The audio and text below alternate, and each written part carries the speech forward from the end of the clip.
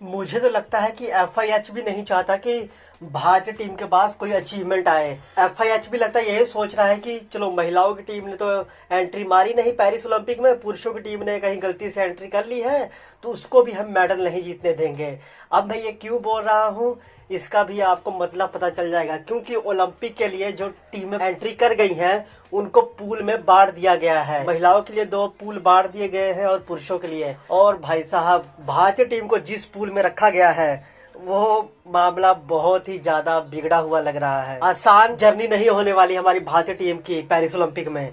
मुश्किलों का सामना करना पड़ सकता है, क्योंकि जिन जिन टीमों के साथ टक्कर लेनी है ना, वो वर्ल्ड चैंपियन है, वो ओलंपिक में चैंपियन है और पिछली बार के भी चैंपियन है वो। तो ये आसान नहीं होने वाला। आप बस ये समझ लो कि पिछली बार के जो मेडलिस्ट है ना, वो तीनों एक ही ग्रुप में डाल दिए हैं। एशियाई खेलों के चैंपियन और टोक्यो ओलंपिक में ब्रोंज मेडलिस्ट हमारी भारतीय टीम पेरिस ओलंपिक के लिए क्वालिफाई करके खुश हो रही थी कि अरे भाई साहब मजा आ जाएगा। और हम भी खुश थे कि चलो पिछली बार हमने इतना अच्छा परफॉर्मेंस किया था और इस बार क्या पता हम ब्रोंज मेडल से थोड़ा ऊपर आए, थोड़ा अच्छा मेडल जीते, थोड़ा सिल्वर जीते या फिर गोल्ड जीते। तो एफआईएच ने कहा कि ऐसा कैसे, हम आपके लिए ये रास्ता इतना आसान नहीं होने देंगे, आपके लिए मुश्किलें खड़ी करेंगे। हमारी अंग्रेजों वाली टीमें जीतनी चाहिए, आप लोगों को हम कैसे जीतने देंगे। पता नहीं ऐसी ख्याल उनके मन में थे कि नहीं थे, पर ये चलो कोई बात नहीं है, तो चलो हंसी मजाक की बातें हैं।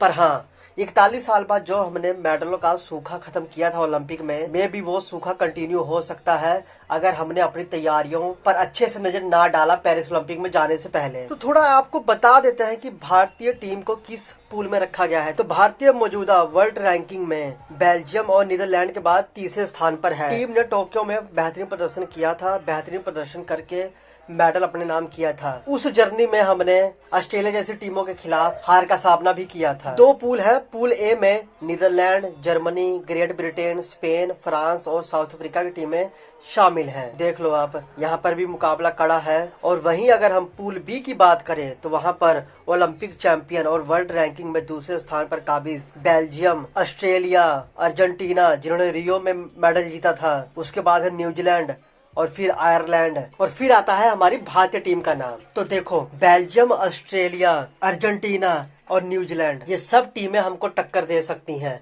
और इन सब टीमों ने हमको टक्कर दिया है। न्यूजीलैंड के हाथों फिर भी हम जीत सकते हैं, पर अर्जेंटीना, ऑस्ट्रेलिया और बेल्जियम ये हमको आसानी से आगे नहीं बढ़ने देंगे भाई साहब। ये हमको पूरा ऐसे जमीन पर चिपका के रखेंगे कि नहीं आप कैसे उठ सकते हो, हम उठेंगे।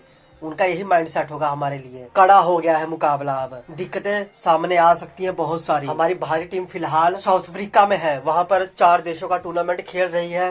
पहला मैच हमने फ्रांस के खिलाफ खेला है, उसका क्या रिजल्ट है उसके ऊपर भी हम बात करेंगे अलग से। तो बेल्जियम जो कि वर्ल्ड चैंपियन रह चुकी है, मेडल भी जीत चुकी है। ऑस्ट्रेलिया जो कि रैंकिंग में फिलहाल 6ठे नंबर पे घूम रही थी अभी तक। वर्ल्ड कप के बाद इनका रंग थोड़ा फीका पड़ गया था। अर्जेंटीना जो कि अगर दिखे तो टॉप 3 में दिख जाती है, अगर नहीं दिखे तो आसपास भी नहीं दिखती। न्यूजीलैंड जो कि मेडल जीतने तो नहीं आएगी, काम खराब करने के लिए आएगी और यही वो हमेशा करती है। आयरलैंड जिसका होना ना होना एक बराबर है, पर ये झटका देने का काम करेगी, सरप्राइज करने का काम करेगी लोगों को और ऑडियंस में एंटरटेनमेंट का डोज थोड़ा और बढ़ाएगी। वहीं अगर महिला वर्ग की बात की जाए तो हमारी महिलाओं की टीम तो एंट्री ले नहीं रही। वैसे महिला वर्ग में जो 2 ग्रुप बांटे गए हैं उसमें ओलंपिक चैंपियन नीदरलैंड को बेल्जियम, जर्मनी, जापान, चीन और फ्रांस के साथ पूल ए में रखा गया है। वहीं पूल बी में ऑस्ट्रेलिया और अर्जेंटीना जो कि मौजूदा सिल्वर मेडलिस्ट है, इसके अलावा ब्रिटेन, स्पेन, अमेरिका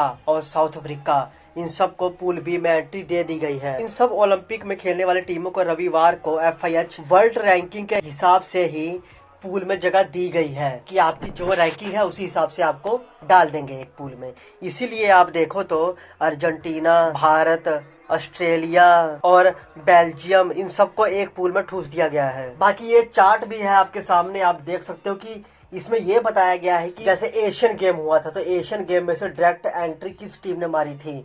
जैसे यहाँ पर देख लो, महिला वर्ग में एशियन गेम नीचे लिखा है और सामने चीन का नाम है, तो चीन ने वहां पर जीत हासिल की थी। क्योंकि जो ये कॉन्टिनेंटल के हिसाब से जो टूर्नामेंट हुए थे, जैसे एशियन गेम हुआ था हमारे एशिया में, ऐसे बाहर भी ऐसी गेमें हुई थी, तो हमारे यहाँ से तो चीन ने एंट्री मार ली थी महिला वर्ग में और पुरुष वर्ग में हमारी टीम ने एंट्री मारी थी। भारतीय पुरुषों की टीम ने। उसके बाद दूसरी तरफ ये है कि जो ये ओलंपिक क्वालिफायर के टूर्नामेंट खेले गए, जैसे रांची में खेला गया, ओमान में खेला गया, वेलेंसिया में खेला गया, तो इस तरह से टूर्नामेंट खेले गए थे। यहाँ पर टॉप 3 टीम को एंट्री मिली है। कॉन्टिनेंटल के हिसाब से बस एक टीम को एंट्री मिल रही थी, पर क्वालिफिकेशन टूर्नामेंट के हिसाब से टॉप 3 टीमों को एंट्री मिल रही थी। और रांची में जो खेला गया वहां पर सबको पता है कि जर्मनी, अमेरिका और जापान ने एंट्री मारी है, हमारी टीम ने एंट्री नहीं मारी। वहीं पर पाकिस्तान के पास जो एक आखिरी मौका था, पाकिस्तान की पुरुषों की टीम के पास ओलंपिक में क्वालिफाई करने का, वो मौका उन्होंने गंवा दिया है। न्यूजीलैंड के खिलाफ खेले गए मैच में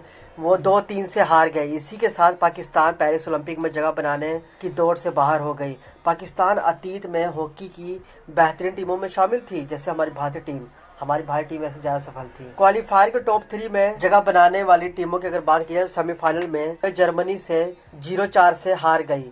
फिर तीसरे स्थान के लिए न्यूजीलैंड के हाथों वो हार गई। पाकिस्तान पिछली बार 2012 में ओलंपिक में जगह बना पाई थी, तब वो 7वें स्थान पर थी। पाकिस्तान ने ओलंपिक में 3 गोल्ड मेडल जीते हुए हैं, 1960, 68 और 84, और टोटल उनके पास 8 मेडल है। अगर मैं गिनती करूँ ना, तो आज भी भले ही पाकिस्तान की टीम और हमारी टीम, भारतीय टीम, मेडल नहीं जीत पा रहे थे पिछले 40 सालों से, पर हमारे पास 12-13 मेडल है ओलंपिक में। सबसे ज्यादा गोल्ड मेडल हमारे पास ही है, 8 गोल्ड मेडल है हमारे पास। और पाकिस्तान के पास भी देखो 3 गोल्ड मेडल है, और टोटल मिलाकर 8 गोल्ड मेडल है उनके पास। तो आज भी कई ऐसी टीमें हैं यूरोप की जिनके पास टोटल 8 मेडल भी नहीं है। तो हाँ, तो अगर भारत और पाकिस्तान महान हॉकी टीमें कहलाती हैं, तो ये हमारे पुराने खिलाड़ियों की वजह से, क्योंकि हमारे पुराने खिलाड़ी एक अलग ही लेवल के थे, उनके सामने कोई भी नहीं टिक पाता था। ये सिंथेटिक जो ये टर्फ आ गया है ना, जो सिंथेटिक घास आ गई है, जो परत बिछाई जाती है, इन सब के आने से पहले ये सारी उपलब्धियां हैं। इसके आने के बाद थोड़ा सा हल्का हो गया काम। और दूसरा रीजन ये भी है कि खिलाड़ी तब पुराने वाले रिटायर हो चुके थे। हाँ, फिलहाल इस टॉपिक पर वापस आते हैं कि आखिर हमारी टीम यहाँ पर करेगी क्या। रैंकिंग के हिसाब से बार तो दिया गया है, पर इसमें अगर मैं बात करूं तो ऑस्ट्रेलिया से हम पिछले कई टूर्नामेंट में हारते हुए आ रहे हैं।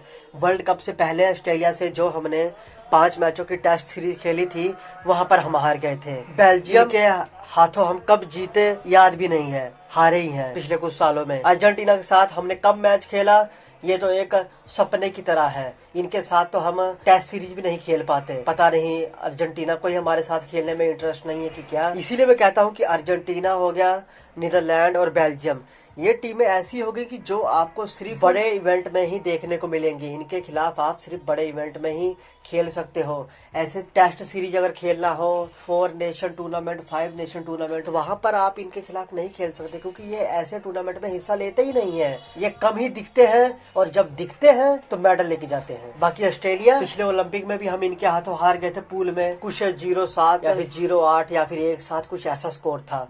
और उसके बाद हम कॉमनवेल्थ गेम में इनके खिलाफ हार गए। एक बड़ी हार का सामना हमको करना पड़ा था।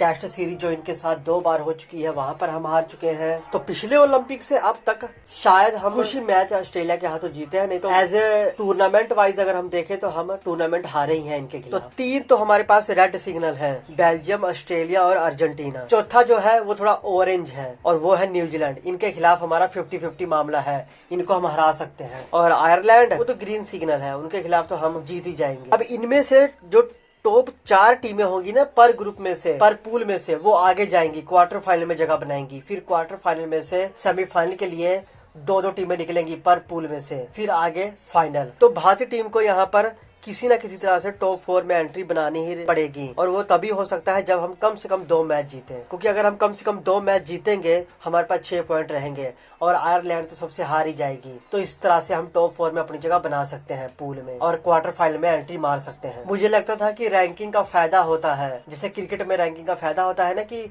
ऑटोमेटिक ही एंट्री मिल जाती है बड़े टूर्नामेंट में। पर हॉकी में मैं देख रहा हूँ कि रैंकिंग का नुकसान होता है, उठाकर सीधा बड़ी टीमों के साथ आपको रख दिया पूल। अब ये पूल देख देख कर थोड़ी सी निराशा भी हो रही है, और थोड़ी सी हंसी भी आ रही कि क्या होगा हमारी टीम का।